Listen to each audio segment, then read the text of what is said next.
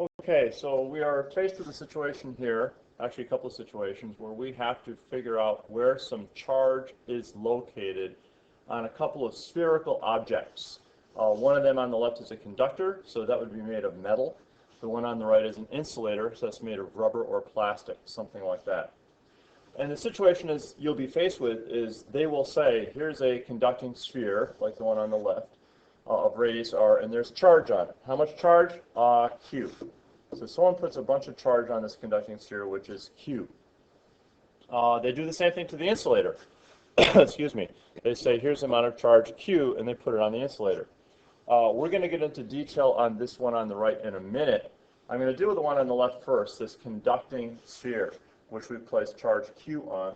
And again, the question is where, whoops, just kidding, big joke. The question is where is it located? All right.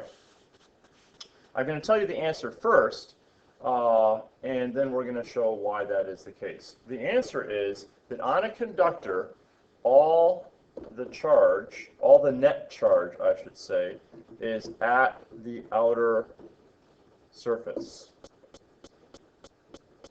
And if it's a sphere, which is nice and uniform and symmetrical, the charge is distributed evenly on that outer surface. What that means is if this is a solid sphere, so it's like a spherical marble and it's not hollow, that if you were to somehow cut out a chunk from inside, this is a cross section, by the way, which you can tell by the fact that I just told you that it's a cross section and is not hyphenated. If I were to somehow chisel into the inside of this thing and remove a chunk of metal from the inside, I would find that this chunk is neutral. Okay, there's no charge because all the charge is at the outer surface of the sphere, which means that if this is positive charge, we're going to have uniformly spread out positive charge all around this outer surface. And there's another one there, I guess. And the inside is neutral. All right. That will be a useful result when you're doing some of the questions where we're dealing with finding the electric field at various points. And what we're going to do right now is we're going to prove why is that the case. So why is all the charge at the outermost surface? Why? And the answer is because of Gauss's law, or Gauss's law is used to prove it. And here's how we do that. Okay. The first thing we do, so we're proving that all the charge is at the outer surface of the sphere. Okay. We're going to do that by, first of all, specifying that the sphere is, and this was told, I think, at the outset, the sphere is in static equilibrium. What that means is we place the charge on this sphere, and there is a brief instant, which literally is, I want to say nanoseconds, so I will, nanoseconds. In a period of nanoseconds, the charge distributes itself out on the outer surface. During those few nanoseconds, charge is moving. I place the charge at this point, and then the charge spreads out along the surface, but very quickly reaches static equilibrium, which means that the charge is uniformly spread out on this outermost surface of the sphere. When it is at static equilibrium, what does that mean? It means the charge isn't moving. All right, so here's how I prove that there can't be any charge on the inside. The way I prove it is using Gauss's law, and I say the following. Let's say that there is a Gaussian surface, which is a spherical shell, concentric with this given sphere of radius r slightly less than the big fat R radius of the big sphere. I will draw this Gaussian surface. So I'm inventing a mythical surface just on the inside of the sphere, 1 atom's thickness on the inside of this sphere. Okay, that's my Gaussian surface. All right. Well, let's see. Let's apply Gauss's law to that Gaussian surface. Why not? Gauss's law says that the total electric flux is equal to Q enclosed divided by epsilon. No, I just misspelled epsilon. And what that means is that the surface integral of E dot dA is equal to Q enclosed over epsilon naught. All right. Do we know anything about any of these terms? Yes, I do. I know that the electric field is everywhere 0 on that Gaussian surface. Now, why do I know that? I know that because if it isn't, I do something like an indirect proof here, if it isn't 0, if you have an electric field inside a conductor, so let's say that the electric field here is not 0, that would mean that you have current. Because if there's an electric field at that point, that means that that field is exerting forces on free charges inside this conductor. If it's a conductor, it means that it has some charges that can move around if you force them to. Well, if you have a non-zero field, you are forcing them to. And that means that you're going to have moving charges, you're going to have current. What does that mean? You're not in static equilibrium. But we are in static equilibrium. The charges have settled down to a static state. And therefore, there can be no field. This cannot be correct that there's a field, because there's no current. So, if I know there's no field, then this is arrow 0. Well, 0 times anything is 0. The whole left-hand side is 0. That means the right-hand side is equal to 0. And that means Q enclosed is equal to 0. What does that mean? It means that there's no charge enclosed inside this Gaussian surface. It's all neutral. So that's a neat use of Gauss's law to prove that if you put the charge on a conductor, all the charge ends up residing on the outside surface.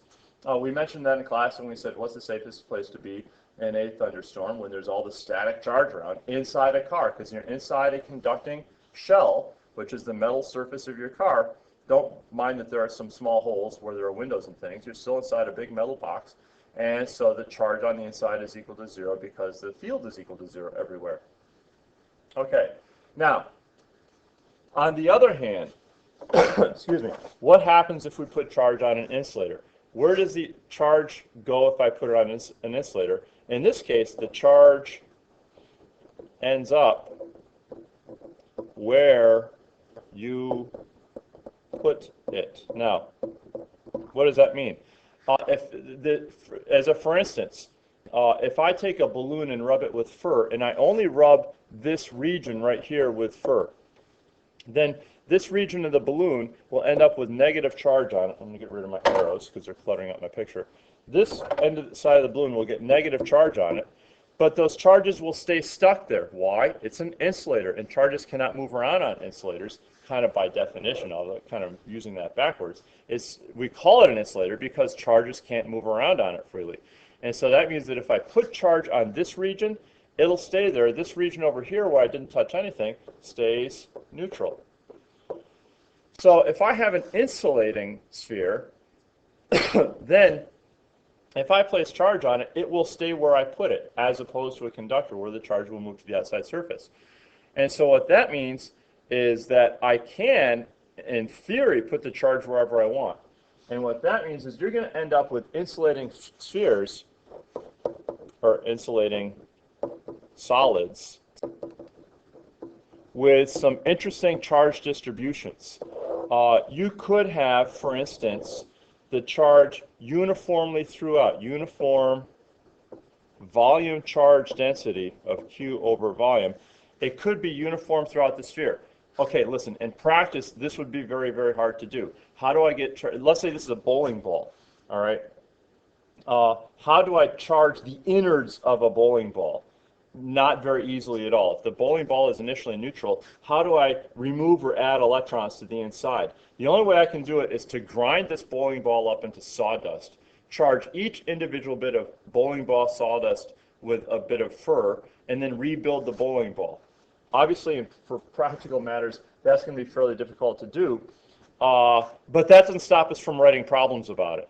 And so you will definitely find yourself doing problems where you have an insulating solid with charge distributed throughout, which means, in fact, if it's positive charge, it means you're going to have positive charge throughout the inside of the cylinder, uniformly distributed. What that means is that if I cut out a chunk, a cube of bowling ballness from there, and another cube of bowling ballness over here, they're going to have the same charge as each other if they're the same size cube.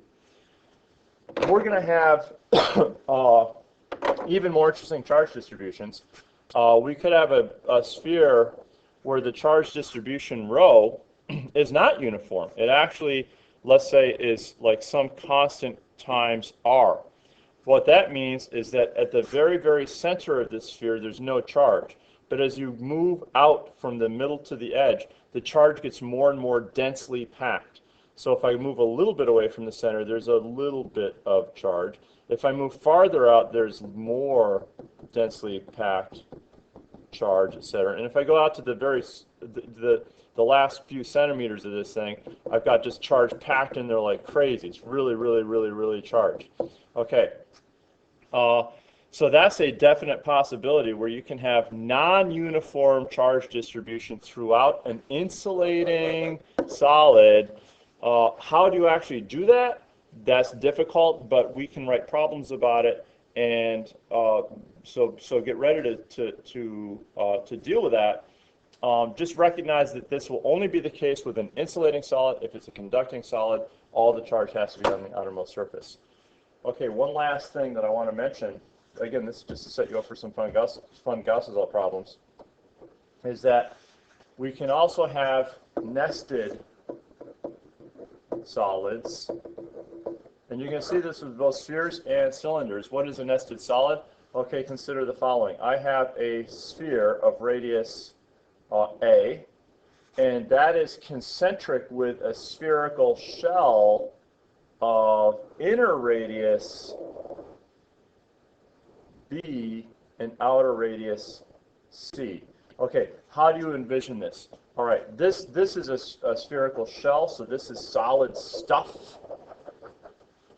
And then on the inside, this is also a spherical, a solid sphere, so that is solid stuff. Now, so if you want to envision this, this is like a thick basketball. That's the outer spherical shell, and inside it is a ping pong ball. Or if it's solid, inside of it is a marble. Why doesn't it fall to the bottom and bounce around on the bottom? Because A, in chapter 22, gravity doesn't exist. Or B, it is suspended inside by very thin insulating threads inserted by craftsmen, the same people that put ships inside bottles. Or C, the most likely explanation is that it is suspended on the inside by magic. And if it's suspended by magic, then we don't have to worry about how it is that these spheres got to where they are. We just have these concentric spheres. If they're there, and if we put charge on them, some interesting things happen. So let's suppose, for the sake of argument, that we've put, I don't know, positive 2q on the inner sphere, and just because some joker decides to really mess things up, they put positive 3q on the outer sphere. Where does this charge end up accumulating? All right, hang on to your seats. On the inner sphere, if these are both conductors, if they're insulators, the charge is wherever you put it. But if they're conductors, here's how it works. On the inner sphere, all the charge ends up on the outer surface of the sphere for the same reasons that we specified earlier. All right. Now, next, if I wonder where so I've got positive 2q distributed evenly around the outer surface of this inner sphere. Now, the 3q, where does that end up? Okay, this one gets a little bit interesting. And I'm going to go through this pretty quick because this video is already getting kind of long. All right, consider a Gaussian surface, which is a spherical shell. I'm not going to write this down, I'm just going to talk. Consider a Gaussian surface, which is a spherical shell of intermediate radius between B and C. And so it is embedded within this outer conducting spherical shell. All right, well, gee, this is a conductor